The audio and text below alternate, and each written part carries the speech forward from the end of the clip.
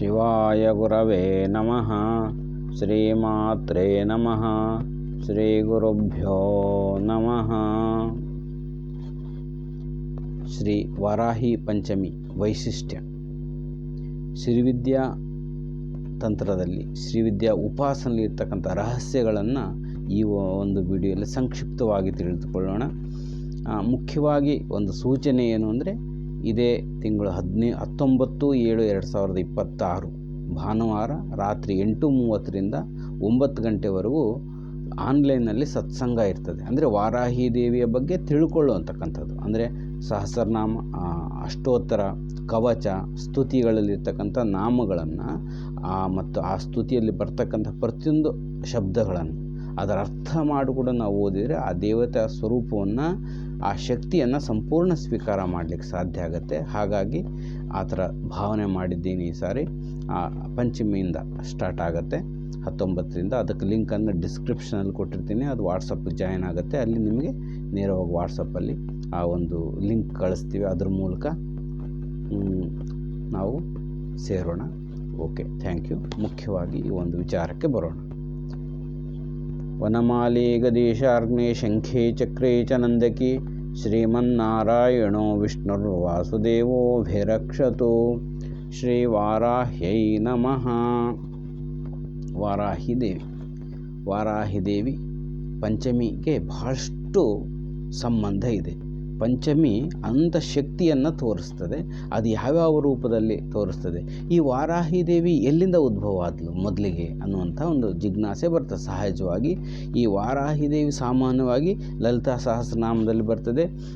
ಕಿರಿಚಕ್ರ ರಥಾರೂಢ ದಂಡನಾಥ ಪುರಸ್ಕೃತ. ಅಂದರೆ ಆ ತ್ರಿಪುರ ಸುಂದರಿ ದೇವಿಯ ಒಂದು ಬಂಡಾಸುರ ಸಂಹಾರದಲ್ಲಿ ಆಜ್ಞಾಚಕ್ರದಿಂದ ಹೊರಡು ಬಂದಿರತಕ್ಕಂಥ ಉದ್ಭವ ಆಗಿರ್ತಕ್ಕಂಥ ತಾಯಿ ಅಂಥೇಳಿ ನಾವು ಇಷ್ಟು ಗೊತ್ತಿದ್ದು. ಅದಕ್ಕಿಂತ ಮುಂಚೆ ಇದ್ದಿಲ್ವೇ ಅಂದರೆ ಯಾವಾಗಲೂ ಇರ್ತಕ್ಕಂಥವಳೆ, ಆವಾಗ ಬಂದಳು ಅಂತ ಅಲ್ಲ ಅರ್ಥ. ಅದು ಹೇಗೆ ಅಂದರೆ, ನಿಮಗೊಂದು ಉದಾಹರಣೆ ಹೇಳ್ತೀನಿ. ಈಗ ಸೂರ್ಯ ಇದ್ದಾನೆ, ಸೂರ್ಯನಿಂದ ರಶ್ಮಿ ಬರ್ತಾ ಇದೆ. ಆದರೆ ನಾವು ಈಗ ಕಂಡುಹಿಡಿದೀವಿ ಅನ್ನೋದು ಸೋಲಾರ್ ಎನರ್ಜಿ ಕಂಡುಹಿಡಿದೀವಿ. ಮೊದಲು ಸೋಲಾರ್ ಎನರ್ಜಿ ಇದ್ದಿಲ್ವ? ಇತ್ತು, ಆದರೆ ಈಗ ಪ್ರಕಟ ಆಯಿತು. ಹಾಗೆ ಆ ದೇವತೆ ಯಾವಾಗಲೂ ಇರ್ತಕ್ಕಂಥದ್ದೇ ಈಗ ಪ್ರಕಟ ಆಗಿದೆ ಅಂತ. ಇಲ್ಲದೆ ಇರೋದು ಯಾವಾಗಲೂ ಇಲ್ಲಿ ಬರೋದಿಲ್ಲ, ಅದು ಇದ್ದಿದ್ದೇ ಇಲ್ಲಿ ಬರ್ತಕ್ಕಂಥ, ಅದು ಅನಾದಿಯಾಗಿರ್ತಕ್ಕಂಥ ಆ ಜಗನ್ಮಾತೆ. ಅದಕ್ಕಿಂತ ಮುಂಚೆ ಇದ್ದಿಲ್ವ ಅಂದರೆ ಅದಕ್ಕಿಂತ ಮುಂಚೆ ಕೂಡ ವಾರಾಹಿ ದೇವಿ ಇದ್ದಾಳೆ. ಎಲ್ಲಿ ಸಣ್ಣ ಕಥೆ ಇದೆ ನಿಮಗೆ ಹೇಳ್ತೇನೆ. ಏನು ಹಿರಣ್ಯಾಕ್ಷ ಇದ್ನಲ್ಲ, ಹಿರಣ್ಯಾಕ್ಷನ ಸಂದರ್ಭದಲ್ಲಿ ಬರ್ತದೆ. ಹಿರಣ್ಯಾಕ್ಷ ಏನು ಮಾಡ್ತಾನೆ? ಬಹಳಷ್ಟು ತಪಸ್ಸು ಮಾಡ್ತಾನೆ. ತಪಸ್ಸು ಮಾಡಿ ವಾರಾಹಿ ದೇವಿಯನ್ನು ಸ್ತುತಿ ಮಾಡಿ ಪ್ರಸನ್ನ ಮಾಡಿಕೊಳ್ತಾನೆ. ಅವನು ವರಗಳನ್ನು ಕೇಳ್ತಾನೆ. ಆ ಎಲ್ಲ ಶಕ್ತಿಗಳು ಬೇಕು, ಎಲ್ಲ ತಥಾಸ್ತು ಅಂತಾಳೆ. ಒಂದೇನೆಂದರೆ, ನನಗೆ ಯಾರಿಂದಲೂ ಸಾವು ಬರಬಾರದು ಅಂತ ಕೇಳ್ತಾನೆ. ಆದರೆ ಅದು ಮಾತ್ರ ಸಾಧ್ಯ ಇಲ್ಲ, ಪ್ರಕೃತಿ ವಿರುದ್ಧ ಆಗತ್ತೆ. ಅದನ್ನು ಬಿಟ್ಟು ಬೇರೆ ಕೇಳು.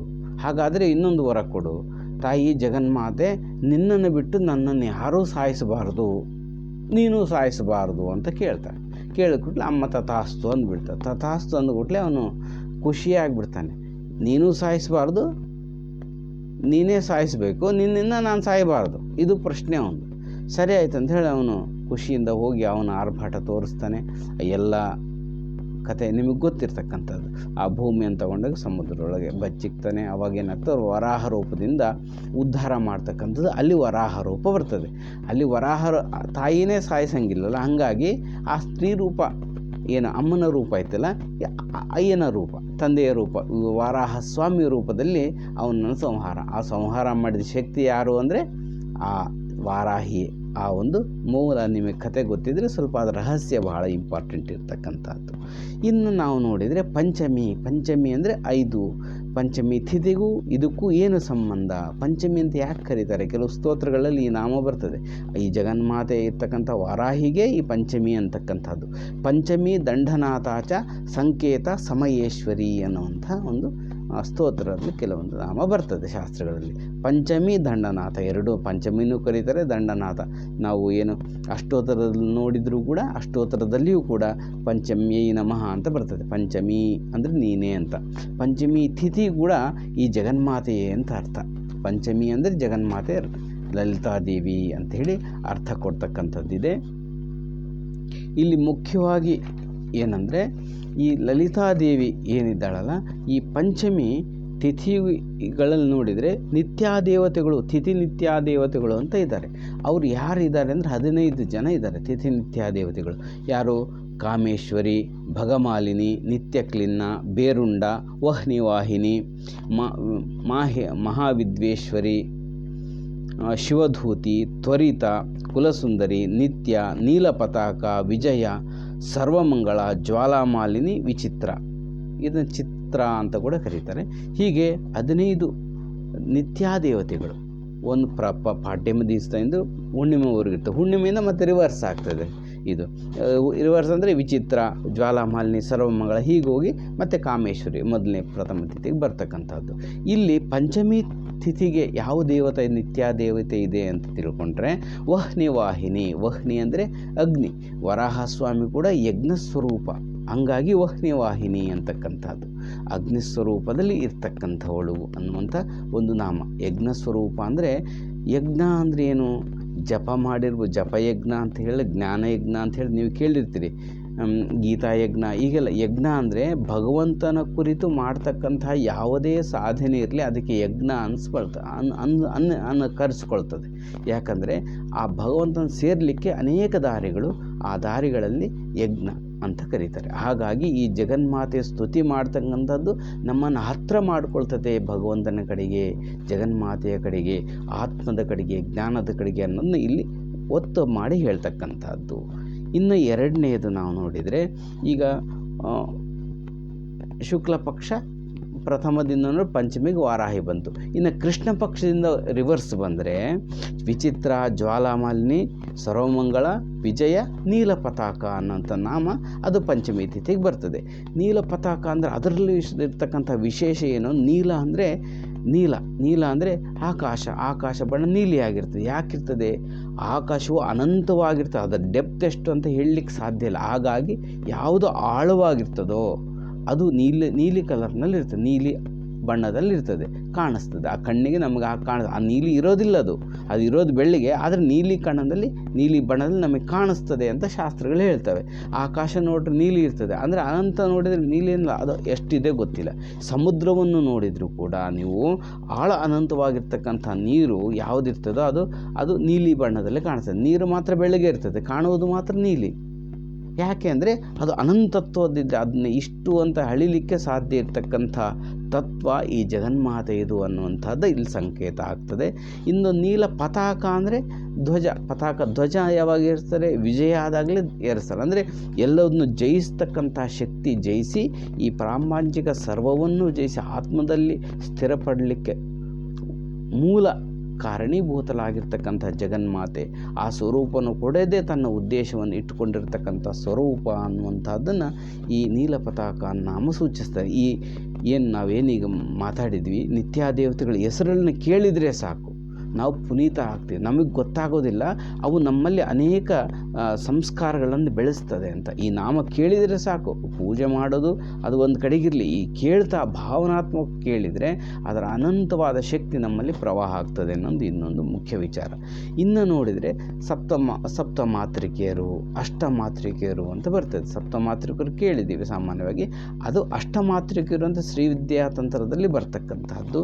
ಅಲ್ಲಿ ಶ್ರೀಚಕ್ರದ ದ್ವಿತೀಯ ರೇಖದಲ್ಲಿ ಬರ್ತಕ್ಕಂಥದ್ದು ವಾರಾಹಿ ಅಂತ ಬರ್ತದೆ ಸಪ್ತಮಾತೃಕೆ. ಯಾರ್ಯಾರು ಸಪ್ತಮಾತೃಕೆಯರು ಅಂದರೆ ಬ್ರಾಹ್ಮಿ, ಮಾಹೇಶ್ವರಿ, ಕೌಮಾರಿ, ವೈಷ್ಣವಿ, 5ನೇದು ವಾರಾಹಿ, ಆಮೇಲೆ ಇಂದ್ರಾಣಿ, ಚಾಮುಂಡ ಮತ್ತು ಮಹಾಲಕ್ಷ್ಮಿ. ಇವರು ಮಾತೃಕೆಯರು, ನಮ್ಮನ್ನು ಕಾಪಾಡ್ತಕ್ಕಂಥ ತಾಯಿಯ ಸ್ವರೂಪದಲ್ಲಿ.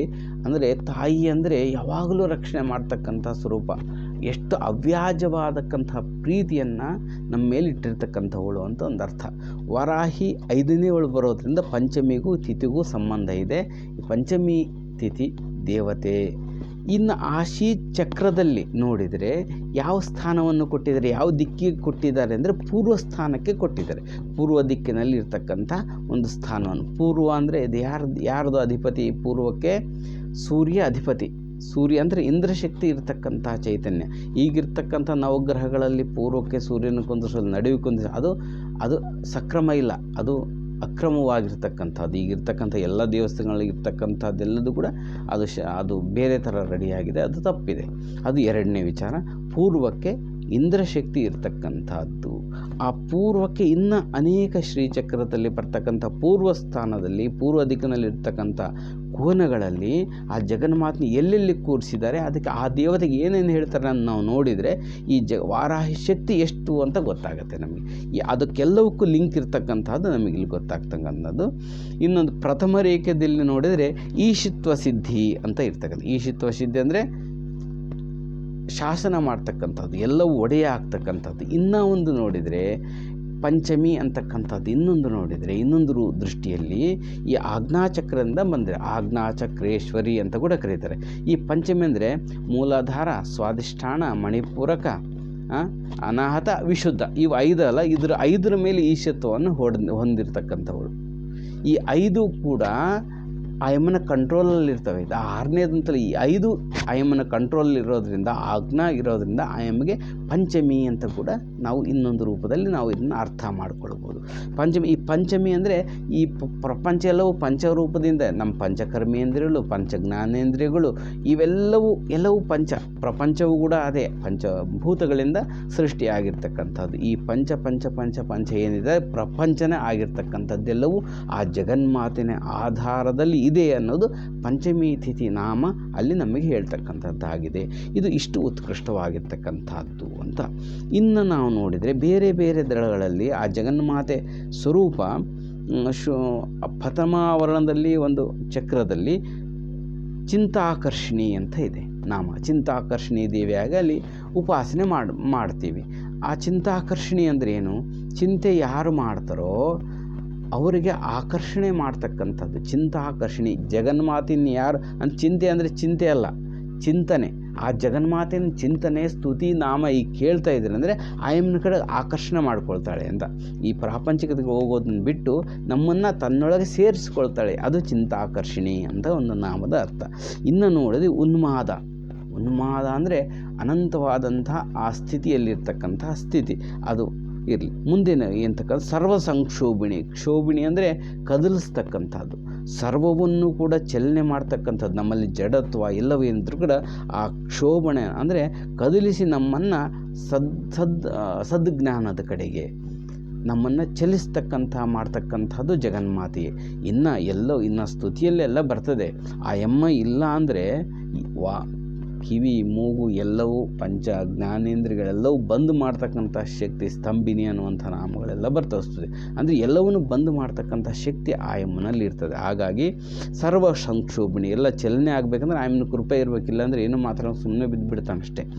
ಇನ್ನು ಸರ್ವಕಾಮಪ್ರದ, ಏನು ಬೇಡ್ತೀಯೋ ಎಲ್ಲವನ್ನೂ ನಿನಗೆ ಕೊಡ್ತಕ್ಕಂಥವಳು. ಅಂದರೆ ಸರ್ವಕಾಮ ಅಂದರೆ ಇಲ್ಲಿ ಸಾಮಾನ್ಯ ಐಹಿಕ ಭೋಗಗಳಲ್ದೇ ಮೋಕ್ಷವೇ ಸರ್ವಕಾಮ, ಅದಕ್ಕಿಂತ ಇನ್ನೇನು ಬೇಕಾಗಿಲ್ಲ ಅನ್ನುವ ಸ್ಥಿತಿ ಮೋಕ್ಷವನ್ನು ಕೊಡ್ತಕ್ಕಂಥವಳು. ಸರ್ವಜ್ಞ ದೇವಿ ಅಂತ ಇನ್ನೊಂದು ಚಕ್ರದ ಸ್ಥಿತಿಯಲ್ಲಿ ಬರ್ತಕ್ಕಂಥದ್ದು.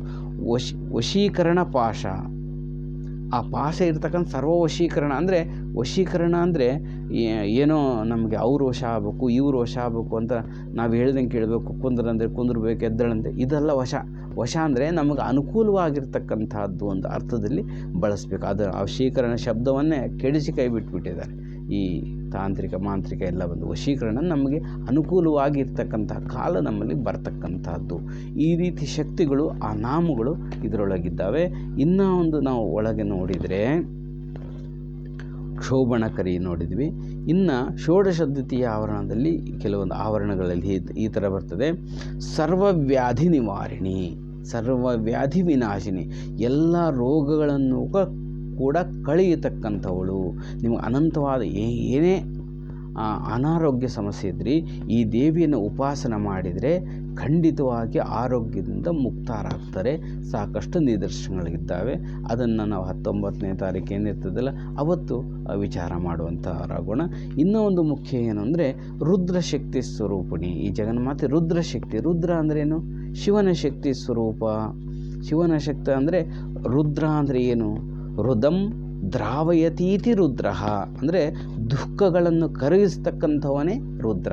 ಹಾಗೆ ಆ ರುದ್ರಶಕ್ತಿ, ಆ ಜಗನ್ಮಾತೆ ಅಲ್ಲಿದೆ ಅಂದರೆ ನಮ್ಮಲ್ಲಿರ್ತಕ್ಕಂಥ ದುಃಖವನ್ನು ಕರಗಿಸ್ತಕ್ಕಂಥ ಶಕ್ತಿ ಆ ದೇವಿಗಿದೆ ಅಂತಕ್ಕಂಥದ್ದನ್ನು ಇಲ್ಲಿ ಹೇಳ್ತಕ್ಕಂತಹದ್ದಿದೆ. ಹೀಗೆ ಈ ರುದ್ರ ಅಂದರೆ ಇನ್ನೊಂದು ಅರ್ಥದಲ್ಲಿ ಯೋ ರುದ್ರವು ಅಗ್ನೌ ಯೋ ಅಪ್ಪು ಯಹ ಓಷಧಿಷು ಅಂತ ಒಂದು ಇದು ಬರ್ತದೆ ಶಾಸ್ತ್ರ ಪ್ರಮಾಣ. ಅಂದರೆ ರುದ್ರ ಅಂದರೆ ಯಾರು ಅಂದರೆ ಅಗ್ನಿಯ ಸ್ವರೂಪನೂ ಹೌದು, ಅಪ್ಪು ಅಂದರೆ ನೀರಿನ ಸ್ವರೂಪನೂ ಹೌದು ಅಂತ ನಾವು ಇಲ್ಲಿ ರುದ್ರನ ಬಗ್ಗೆ ಹೇಳ್ತಾ ಇದ್ದಾರೆ.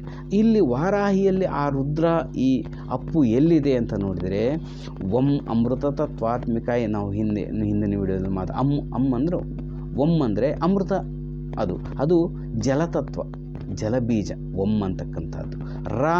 ರಂ ಅಂತ ಸೇರಿಸಿದರೆ ಅದು ಅಗ್ನಿಬೀಜ, ಅಗ್ನಿತತ್ವ. ಜಲತತ್ವ ಅಗ್ನಿತತ್ವ. ರುದ್ರನಲ್ಲಿ ಅಗ್ನಿ ಮತ್ತು ಜಲ ಎರಡೂ ಇರೋದ ರುದ್ರನ ತತ್ವವೇ ಅಲ್ಲಿರ್ತಕ್ಕಂಥದ್ದು. ಅಂತಕ್ಕಂಥ ಆಕಾಶ ತತ್ವ.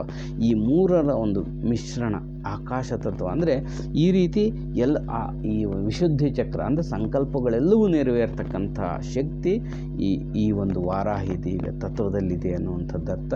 ಹಾಗಾಗಿ ಇಂಥ ಒಂದು ಮಹತ್ವವಾದ ವಿಚಾರವನ್ನು ತಿಳಿಸ್ಕೊಡ್ಲಿಕ್ಕೆ ನೀವು ಅವಕಾಶ ಮಾಡಿಕೊಟ್ಟಕ್ಕೆ ನಿಮಗೆ ನಮಸ್ಕಾರ. ಯಾಕಂದರೆ ವಾರಾಹಿ ಬಂದಿರೋದು ನಾನು ನಿಮಗೆ ಹೇಳ್ತಾ ಇದ್ದೀನಿ, ಈ ವಿಚಾರ ನಾನು ತಿಳ್ಕೊಂಡಿದ್ದೀನಿ ಅಂತೇಳಿ ಹೇಳ್ಕೊಂಡು ನಮಸ್ಕಾರ.